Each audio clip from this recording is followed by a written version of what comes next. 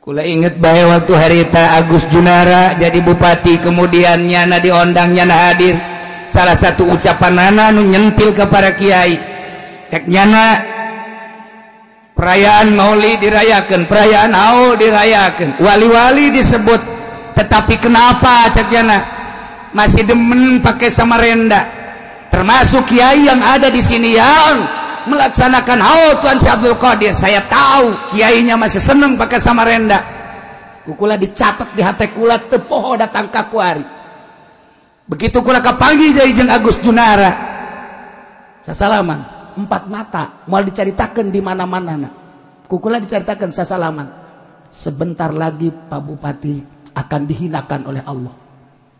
Sebab sudah menghina wali-wali Allah di tempat orang ramai. Jangan tanyakan ke Agus Junara, ngariku keneh ku hari ini. Kula ngomong 4 mata, henteu dindol baja lemah. Sebentar lagi akan masuk penjara. Bismillahirrahmanirrahim. Jaritakeun tentang munajatna Kangjeng Nabi Musa alaihi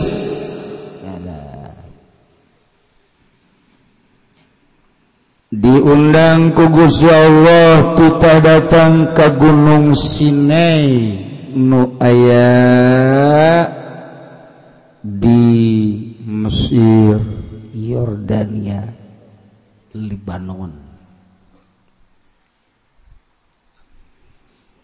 Kangjeng Nabi Musa berangkat setelah titip ke Kangjeng Nabi Harun nu jadi lanceukna. Titip umat kade cek Kangjeng Nabi Musa, kaulah dipanggil ku Gusti Allah titah munajat sabada syarat-syaratna dilaksanakeun puasa 30 poe tambah 10. Berangkatlah Kangjeng Nabi Musa harita pas poean Arfah 9 haji. Ngumentek poean Arfah moal aya tandingna kautamaan kamulyaan. Sebab sejarah Kangjeng Nabi Musa dipanggil ku Gusti Allah munajat di Gunung Sinai sami tanggal 9 haji poean Arafah. Kangjeng Nabi Musa berangkat naik langsung mukalamah jeung Gusti Allah sakumaha kamari. Kangjeng Nabi Musa turun di Gunung Sinai. Teu luhur gunung itu ditaekan ku Kangjeng Nabi Musa teh teu luhur. Wattini wazaituni waturi sinina wa hadzal baladil amin. Demi tin, demi zaitun, demi gunung Tursina Sinai, wa hadzal baladil amin, Makkah. Wahara Kangjeng Nabi Musa, orang lewat di sisi gunung Sinai. Aya itulah urut Kangjeng Nabi Musa munajat. Henteu luhur kuari ditaekan ku berbagai manusia ti mancanegara hayang nyaho. Lain bae jelema mukmin muslim bahkan Kristen, Yahudi, Katolik, Protestan dan berbagai agama-agama lain hayang nyaho gunung nu aya dina Al-Qur'an nu pernah mukalamah Gusti Allah jeung Kangjeng Nabi Musa ditaraekan kuari. Masya Allah, dipoto diabadikeun. Iman mente mahal, iman naik mana iman mente. Ya Allah ya Rabbi, aya dina Al-Qur'an nyana maca disejarahkeun, dibacakeun di unggal negara, dibacakeun di unggal itu agama, dikunjungilah kuari. Iman mah ente sebagian ayat. Kangjeng Nabi Musa tanggal 10 haji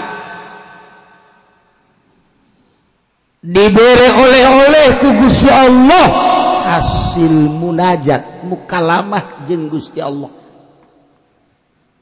Oleh-olehna ieu kitab Taurat sebagai mukjizat.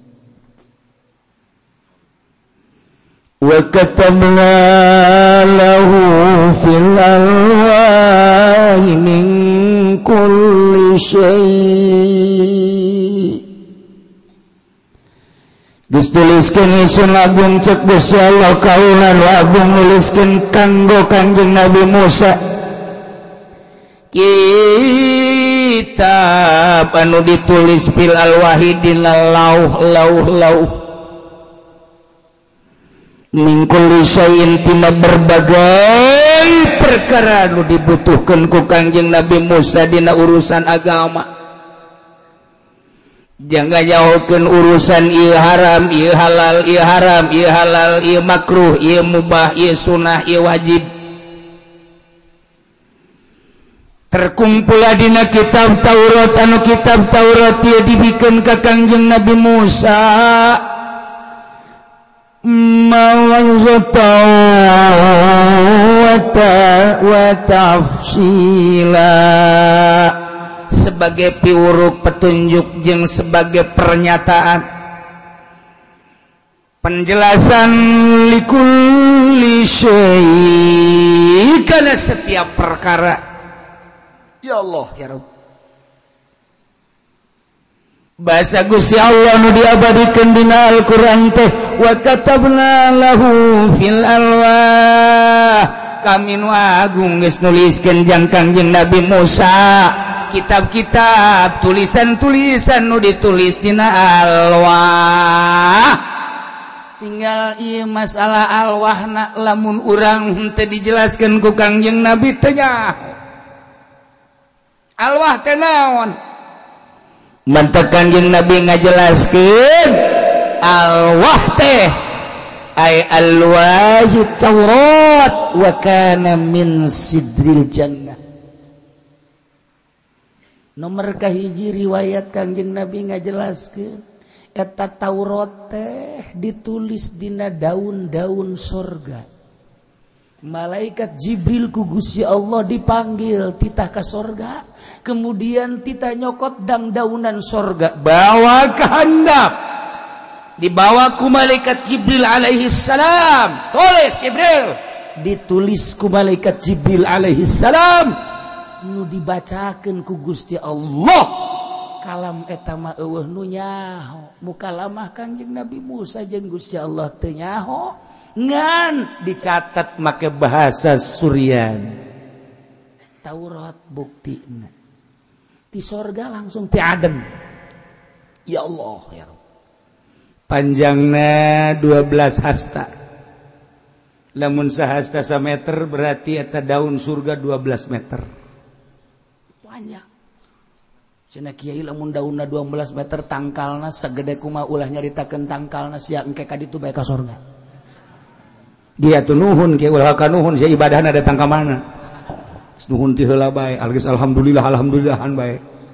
Ibadah sia osok tahajud tilo, duha tilo, salat subuh jam sabaraha? 7. Manya nu kos kitu ka sorga. Allah karim. Ditulis ku malaikat Jibril make jangjang malaikat Jibril tentang berbagai hukum-hukum anu patali jeung haram jeung wajib, patali jeung halal jeung sunnah, patali jeung makruh jeung mubah. Ya karim beres aya 12 jumlahna bikin ka Kangjeng Nabi Musa. Gede amat eta kumaha manggulna Kangjeng Nabi Musa. Saya mah mikiran kos kituna wae. Dilipat ku Kangjeng Nabi Musa dan daunan sorga tersebut nu eusina hukum-hukum. Dibawa ku Kangjeng Nabi Musa dipanggul. Ya Allah. Di sorga Aden. Satu ketika Kangjeng Nabi nyaritakeun ku kula ngahajat dicaritakeun ruwi-ruwina panjang. Geus urang mah janu bodoh ieu ngajina. ngan Kangjeng Nabi nyaritakeun teh bahwa eta Taurat teh ditulis ku malaikat Jibril alaihissalam dina inten Zabarjud. Cek sakaol Kangjeng nyarita inten Zamrud 7 biji inten, 7 atau 10. Siapa nyaho ka inten Zamrud teh ngan seukur sagede kieu kan, dibeli 400.000, 1 juta, 10 juta, 100 juta dipakai cincin. Atau inten agak gede 12 meter, 12 meter inten Zabarjud atau batu Zamrud di sorga menang mawa malaikat Jibril lesa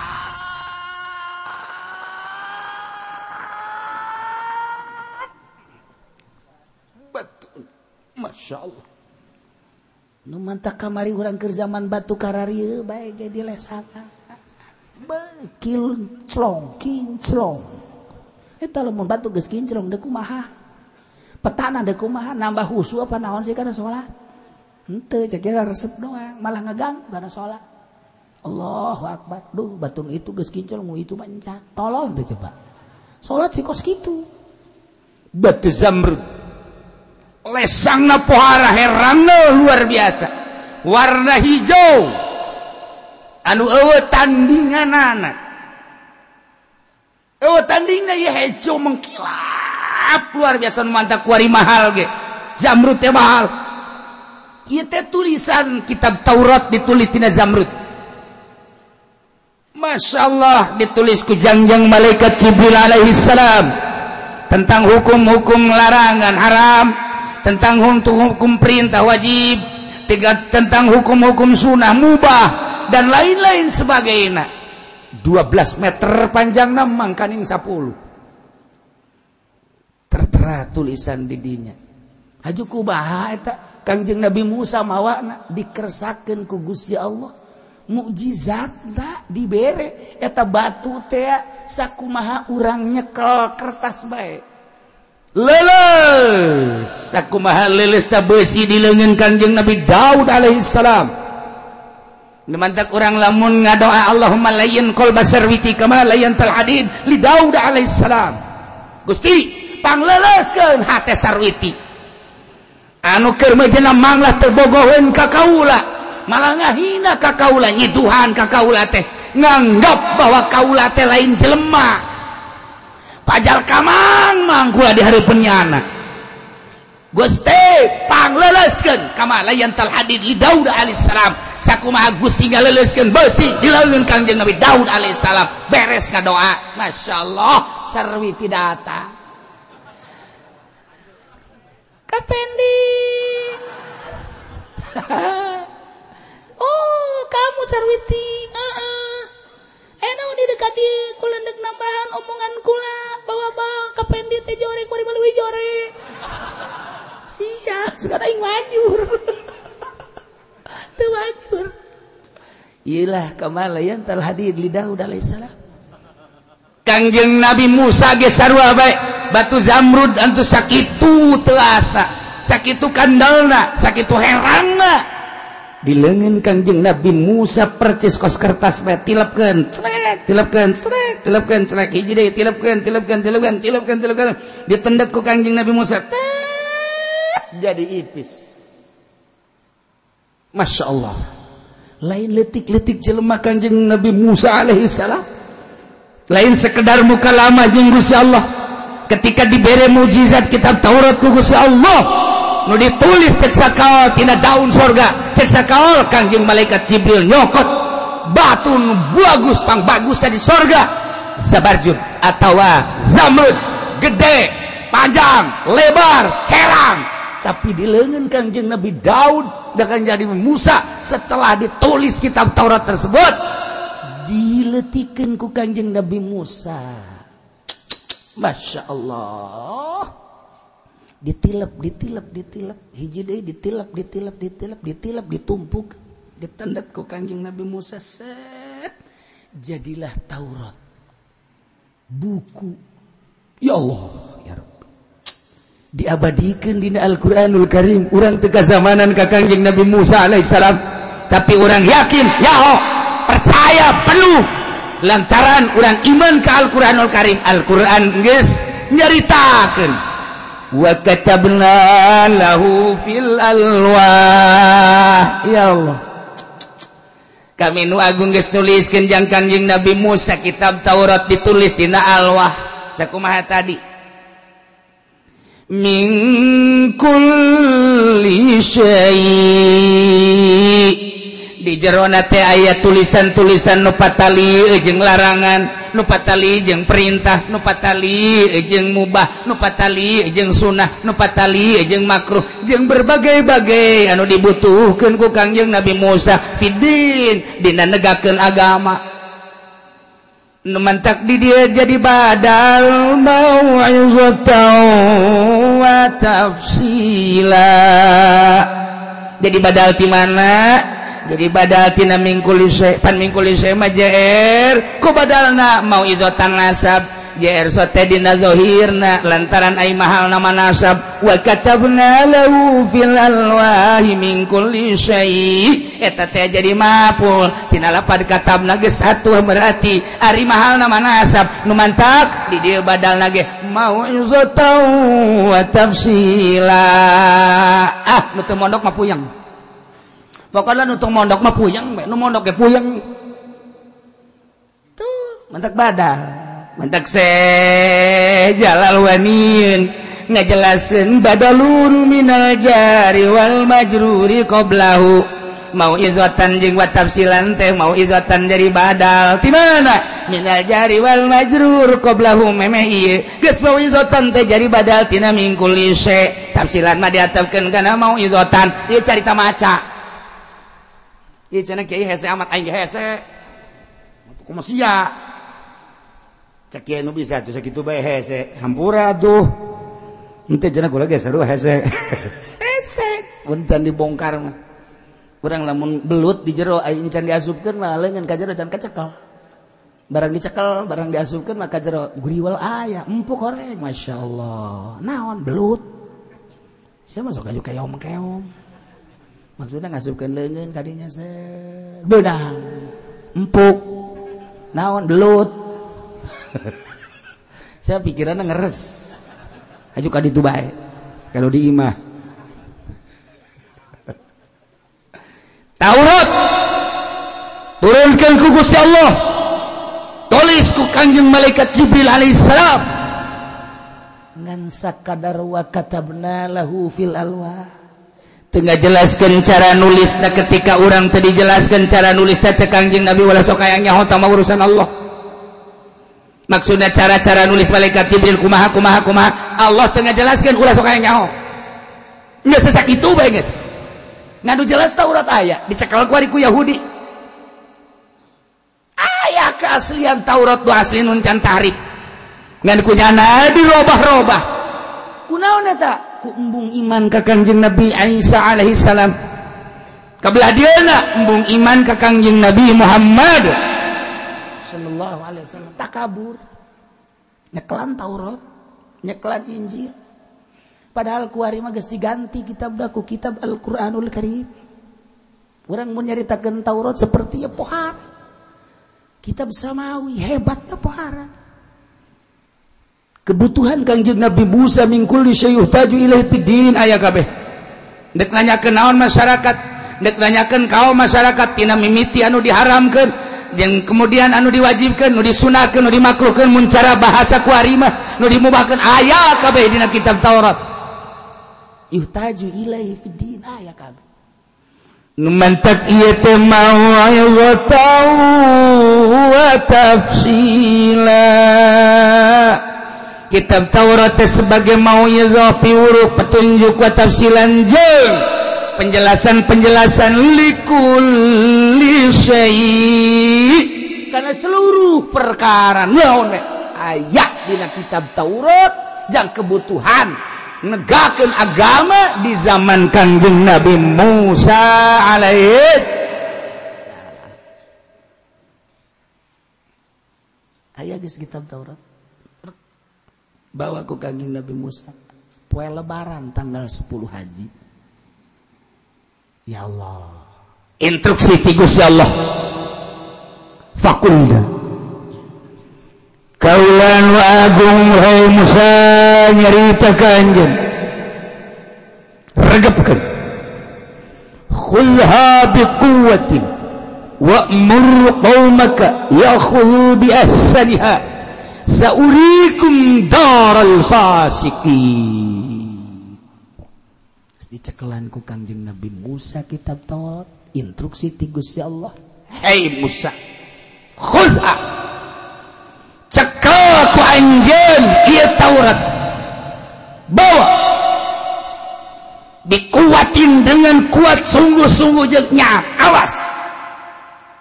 Wa'mur qaumaka, perintah kaum anjeun untuk melaksanakan yakhudhu bi ahsaniha, kena nyokot jana ka rupang bagus-bagusna secara baik.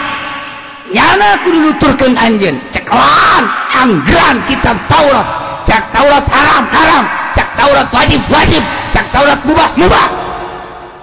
Ya, khudhu bi ahsaniha, cokot dengan sebaik-baiknya. Ulah keluar tidak aturan kitab Taurat.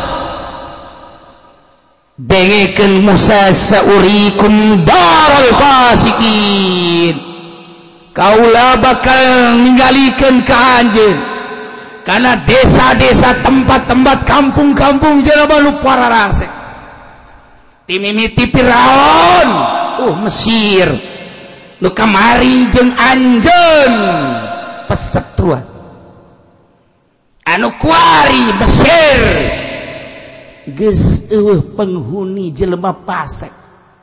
Bejakeun ku anjeun Mesir teh anu dicicingan ku jelema fasik paehna ditereuy ku laut saurikum daral fasikin. Kaulah bakal nempokeun ka aranjeun kawe bejakeun ka umat tentang kaum Samud anu dipimpin ku Nabi Shalih alaihi salam. Umatna dihancurkeun berikut nagarana. Saurikum darul fasik. Kaulah bakal nempokeun ka anjeun jeung kaum anjeun kana siksaan kaum Samud, kaum Ad, kaum Lut jeung berbagai kaum-kaum anu teu nurut ka nabina jeung ka rasulna disiksa, dihancurkeun. Ya Firaun beserta kaumna lawan Kangjeng Nabi Shalih alaihi salam. Raja Namrud kitu kene jeung kaumna, kaum Ad, kaum Samud, kaum Lut dihancurkeun ku kaula. Kula bakal jaritakeun cek Gusti Allah darul fasikin, pecakeun ka kaum kabeh kaum anjeun nurut ka anjeun, ulah nyieun macem-macem. Mangga Gusti cek Kangjeng Nabi Musa alaihi salam dibawa ku Kangjeng Nabi Musa ka negeri Palestina, ka Israel. Dibawa ku Kangjeng Nabi Musa ka Yordania, ka Mesir. Dibawa ku Kangjeng Nabi Musa ka Syria, Syam, Timur Tengah. Harita jajahanana adalah Israel. Kangjeng Nabi Musa ngembangkeun agama, dibere mujizat kitab Taurat, dibejakeun ku Kangjeng Nabi Musa ka kaumna, kade kudu cekelan ieu kitab Taurat sebaik-baikna. Maju mundurna berangkat na kumaha cek kitab Taurat. Aya larangan dina kitab Taurat ulah dipaju, aya perintah cek kitab Taurat laksanakeun. Ya yakhudhu bi ahsaniha. Bari Kangjeng Nabi Musa teh ngabeja-bejakeun saurikum daral fasikin. Gusti Allah bakal nempokeun kaum-kaum anu teu nurut ka rasulna. Tok deuleu Mesir, tok deuleu Yordania, tok deuleu kaum Ad Yaman, tok deuleu Syam, Namrud, Baghdad dan lain sebagainya. Saurikum darul fasiki. Khususna Kangjeng Nabi Musa alaihi salam. Umumna jang urang Gusti Allah nyaritakeun ka Kangjeng Nabi Musa, Kangjeng Nabi Musa tita nyampaikeun ka kaumna naon bedana atuh jeung urang. sarua jeung hei bangsa Indonesia ceklan kitab Al-Qur'anul Karim. Cak Quran wajib laksanakeun, cak Quran haram tinggalkeun. Cak Quran mubah gae pilih ku anjeun. Cak Quran makruh wayahna. Kade. Ceklan ieu Al-Qur'anul Karim sapageuh-pageuna sakuat-kuat jeung sabagus-bagus. Moal kebal hirup di dunia. Cak Gusti Allah saurikum darul fasikin, kaula bakal nempokeun ka aranjeun kabeh desa, kampung, tempat, negara. Jelema anu pararase kabeh. Urang deuleu gara Mesir nu baheula dicicingan ku Firaun. Firaun kanyut berserta kaumna karena nyana teu durut ka Gusti Allah. Deuleu Yaman kaum Ad siksa ku Gusti Allah. Deuleu Yordan kaum Samud. Deuleu di Yordan tuh Kangjeng Nabi Lut alaihissalam dibalikeun taneuhna. Tandus datang ka kuari. Deuleu Raja Namrus. Hayu deuleu. Saurikum darul fasikin. Kuari urang ulah jauh-jauh nu baheula atuh kuari bae deuleu Aceh disunamikeun kade.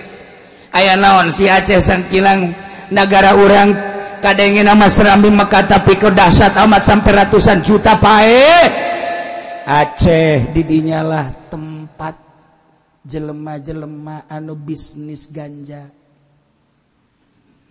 Geus teu kudu dicaritakeun datang ka kuari lain tararobat masih ke ganja ku Gusti Allah dijadikeun dihareupeun imah tukangeun imah geus puguh di pegunungan. Daharnya nama make ganja. Lain teu aya kiai geus capek caritakeun haram teu didarenge ku umat. Aceh, Serambi, Mekah siksa ku Gusti Allah. Urang lamun nyaritakeun Gunung Galunggung Tasikmalaya. Urang lamun nyaritakeun Tasikmalaya negara, kota santri, kota pelajar Jawa Barat, Tasikmalaya. Panglobana kiai Tasikmalaya, ustad Tasikmalaya, santri panglobana Tasikmalaya.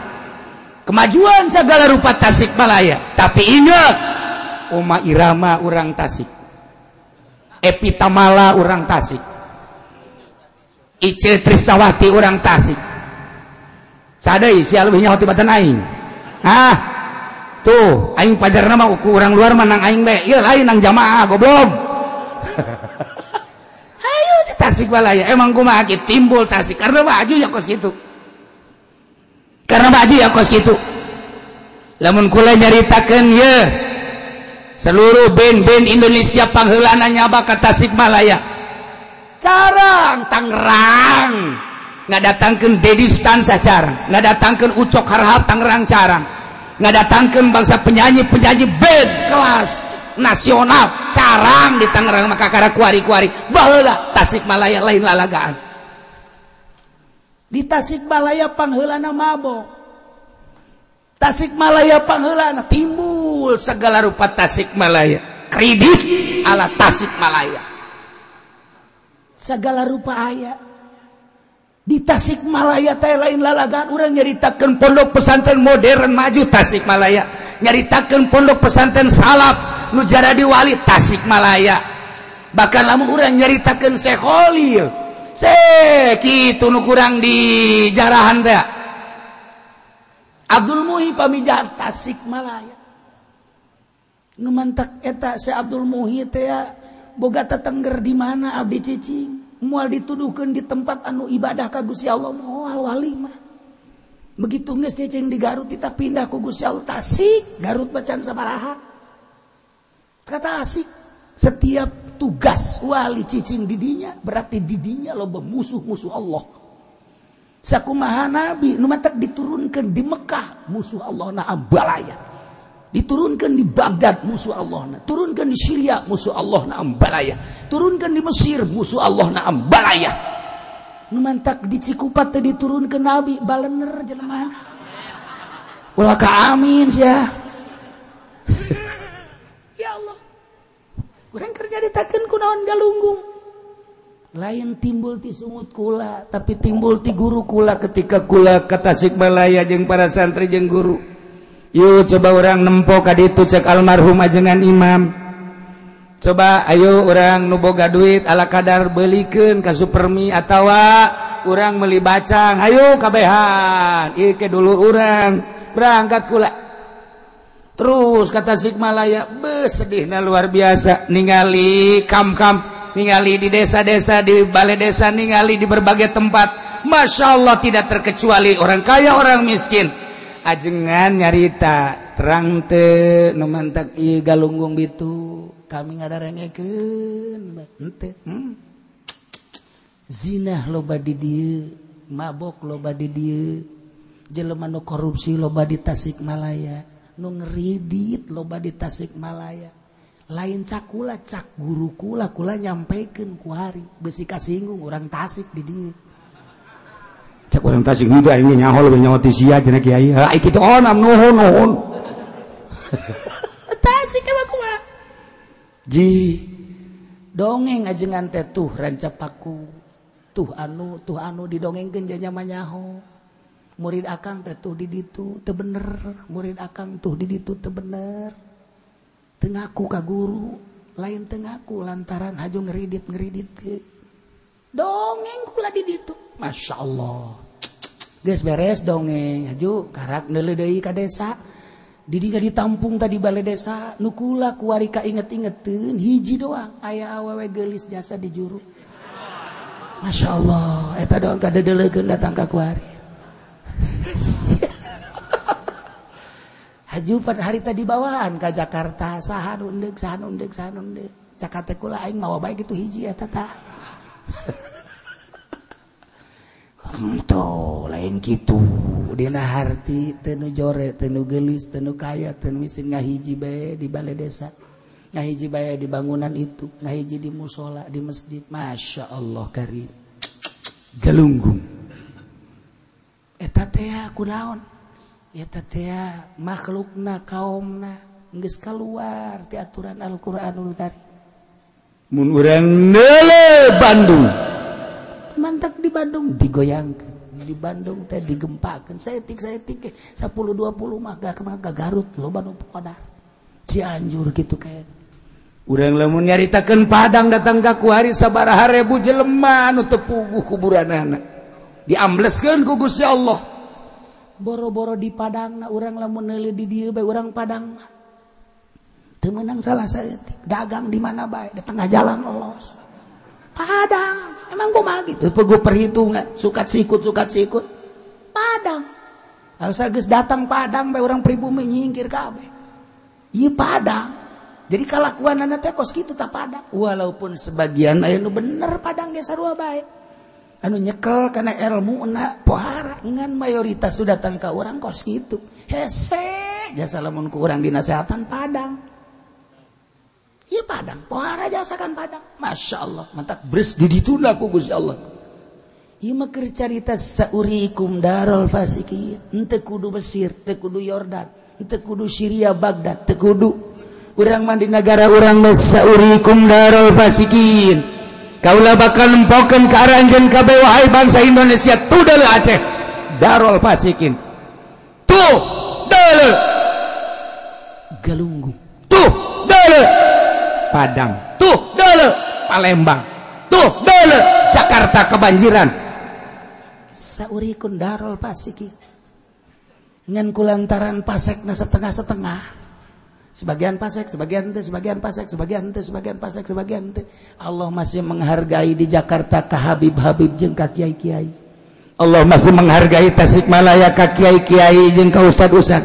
Allah masih menghargai Padang kiai-kiai ustad-ustad gitu kene Aceh lamun cacak-cacak Allah geus teu menghargai kadinya beureung dibeakeun ku Gusti Allah saurikum darul fasiki dicaritakeun kitu hartina sing hade urang citra sing hade citra kula titip ka citra sing hade urang kula liwat kadinya bau antingna sabelah gede sabelah buuk sabelah beureum sabelah henteu pohara jasa walaupun Ki Pudoli masuk di dinya mampir Haji Pudoli segala gitu Haji Pendi bebejana mah ngagebegan jagong padahal mah lain jagong teh dan nu ngagebeganan ya jagong nama sabira jagong atuh di imah ge aya tapi eta tah Masya Allah karim sing ade cek orang Cikupa sing ade eta puri tukang ini mah kiai emang wah gitu we di puri mah aman sore-sore loba di dinya ge lain deuk maksiat teh maraca sholawat di dinya kabeh di puri bah urang rajeg ka puri deuk baca sholawat urang pangodokan ka puri deuk baca sholawat urang gelam ka puri deuk baca paduyun-duyun ke gerageh deuleugeh ke asar di puri macet luar biasa ulah disangka maksiat maca sholawat saya yang serikan anya aing teu percaya masa bodoh tuh aing ente teu percaya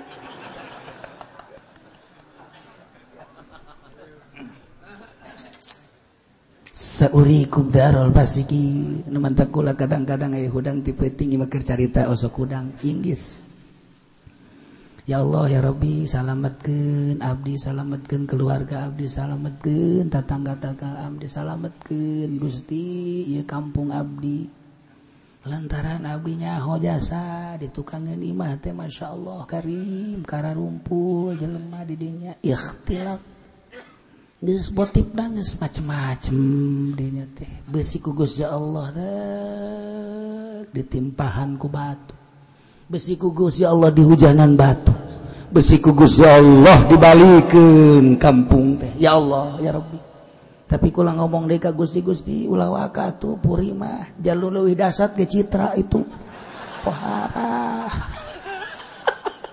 itu bae heulanan sakula teh citra bae nek dibalikeun masa bodoh cek kurang cita pun gitu amat saurikum darul fasikin ya Allah ya Rabb Masya Allah karim Kanjeng Nabi Musa mawa kitab Taurat titip Gusti Allah ka Kanjeng Nabi Musa jalankeun kitab Taurat kembangkeun di masyarakat bejakeun larangan-larangan supaya ulah ngalaksanakeun bejakeun perintah-perintah supaya ngalaksanakeun bejakeun Musa ka kaum anjeun timur tengah bejakeun mangga Gusti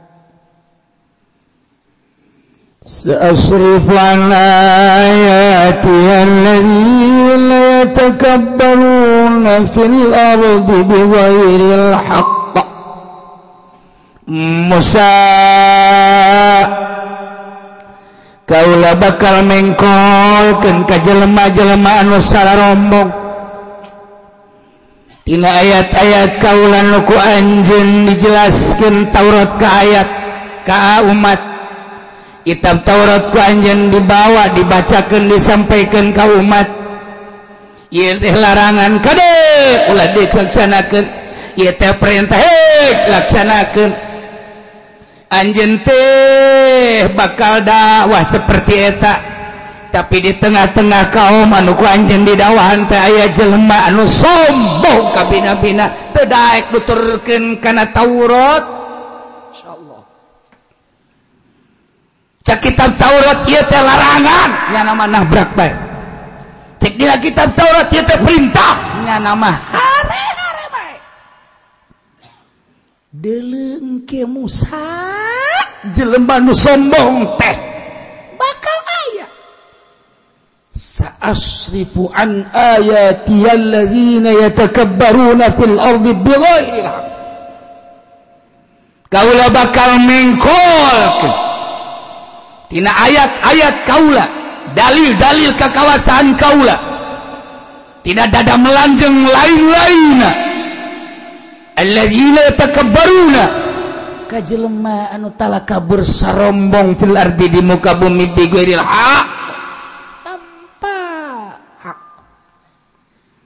bi an akhdhalahum ku kaula engke bakal dihinakeun sarua lamun tadi saurikum darul fasikin jelema anu para rasek teh daerah-daerah tempat-tempat aku kaula bakal dibejakeun tah geus kukula dibejakeun engkeke di kaum anjeun aya jelema nu takabur tetep bae teu nuturkeun aturan-aturan kitab Taurat nah ieu ge bakal dihinakeun ku kaula sarua jeung kaum-kaum nu baheula fala tafakkaruna nyana teu daek malalikir tetep sararombong bae dibejakeun ku dibejakeunna eta kitab Taurat disampaikan ku disampaikan ka kitab Taurat tapi tetep teu jadi jelema eta teh engke bakal aya tatap jelema teh masih jekelan karena watak hawa nafsuna bae bakal aya lamun baheula kitab Taurat seperti eta amanat kang Kangjeng Nabi Musa sarua Al-Qur'an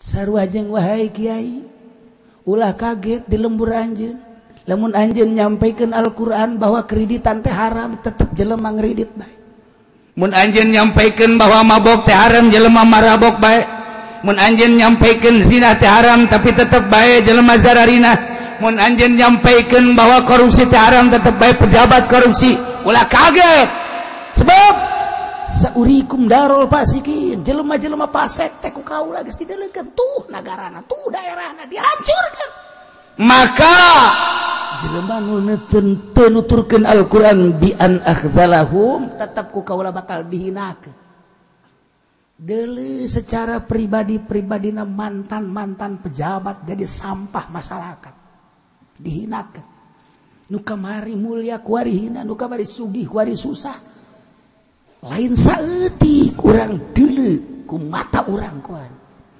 aya nu disetrukeun ku Gusti Allah nu diedankeun ku Gusti Allah aya nu digeringkeun teu eureun-eureun ku Gusti Allah anu teu inget nanaon kuari teu nyambung jeung jelema kamari di bapak-bapak di bos-bos kuari dihinakeun ku Gusti Allah bi an akhzalahum dihinakeun secara pribadi kamari di bapak-bapak dimumule kuari manehanana ngagoler di masakit kuari setruk kuari teu nyambung pikiranana nu gering bae anu di penjara bae dihinakeun ngaranna kula inget bae waktu harita Agus Junara jadi bupati kemudian nyana diondang nyana hadir salah satu ucapanana nu nyentil ke para kiai cek nyana perayaan maulid dirayakan perayaan haul dirayakan wali-wali disebut tetapi kenapa cek nyana masih demen pakai samarenda termasuk kiai yang ada di sini yang melaksanakan haul Tuan Syekh Abdul Qadir saya tahu kiainya masih seneng pakai samarenda kula dicatat di hati kula teu poho datang ka kuari begitu kula kapanggih dari jeung Agus Junara sasalaman 4 mata moal dicaritakeun di mana-manana ku kula dicaritakeun sasalaman sebentar lagi Pak Bupati akan dihinakan oleh Allah sebab sudah menghina wali-wali Allah di tempat orang ramai jangan tanyakeun ke Agus Junara ngariku keneh kuari kula ngomong 4 mata henteu di nol baja lemah sebentar lagi akan masuk penjara kulang mah ngomong gitu ge padahal mah teu ngadoakeun lillahi taala demi Allah henteu eta ngomong gitu ge kalau pasan ngomong eta mah heuh kalau pasan ngomong begitu Agus Junara tek masuk penjara ya Allah ya Rabbi hampura abdi teu ngadoakeun Gusti eta mah kalau pasan ngomong karena nyana teu menghargai kiai-kiai karena nyana teu menghargai wali-wali karena nyana teu nyahueun kumaha hatena para wali Allah ulah neuleuh samarendana ulah neuleuh jubahna ulah neuleuh naon kitu ngaranna sorbana tapi nyana can nyahueun hate-hate jelema lamun neuleuh jubahna neuleuh sorban neuleuh samarendana katipu atuh kabeh ge jelema berarti anggapan nyana wali teh jelema rudin kos jelema tukang kitu sol sepatu salah eta mah satu perjalanan geus datang ka derajat mah atuh teh urusan Allah ka ditu mah nyada teu baca Imam Syafi'i nyada teu maca para imam mujtahid nyada teu maca Tuan Syekh Abdul Qadir nyada nyentil para wali para kiai kukula dicatat di jero hate cilaka sia teu ngarti kecuali sia aju nanya ka aing sia kieu cenah kiai sombong amat kanyana aing mah sombong ge kasih henteu kula kapanggih deui jeung bupati sasalamat tek Bapak Bupati sing hade engke bakal dihinakeun ku Gusti Allah teu ngomongnya termasuk aya catatan di jero hate kula pataju sobiri aya di jero hate kula waktu nyana namu ka Abah kurang sopan nyana ka Abah ngan moal dibejakeun hina sia bakal awas ya teu nyaho Abah aing aju carek-carek aing bener ye aja anu ngomong camat emang abah sia naon henteu naon sih Aisyah teh nyaho mah lamun nu nyaho awas je teh nyaho catet di jero hate kula aya catetanana hiji-hijina pejabat kula lamun kerja pejabat kieu bae dicatet omongan-omongan hate henteu sia awas ya abah aing geus nurunkeun ilmu ka aing bisa ibadah ka Gusti Allah ti abah aing ala kadar-kadang sok khusyuk teh ti abah aing sia teh nyaho sia teh nyaho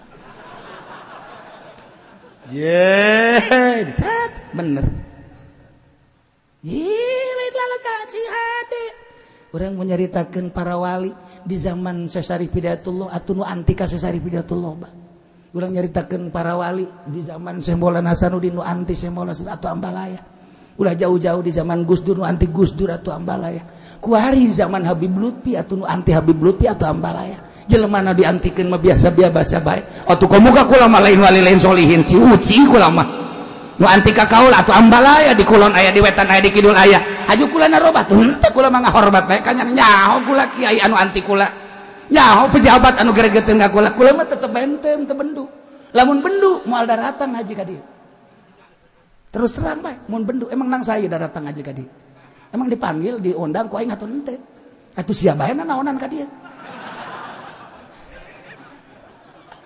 nang Allah taala ngaji sia batur nu bendu pek bae masalah teh nyahoeun hate kula nya hanya istriku yang tahu hatiku iya ketika aku lapar istriku tahu ketika aku pada sakit badan istriku tahu ketika kelihatannya rindu istriku tahu siapa masuk ke toko situ. Iya, saurikum darul fasikin belum. Sa'asrifu an ayati alladzina yatakabbaruna fil ardi bighairil haqq. Kos kumaha coba kiai kabangkarahan umat Kangjeng Nabi Musa hayang nyaho coba. Kos kumaha akur henteu jih jeung umat Kangjeng Nabi Muhammad nu di zaman ayeuna tahun 2015. Iya bakal dicaritakeun. Wa iyarau kull ayatin la yu'minu biha wallahu alam bisawab.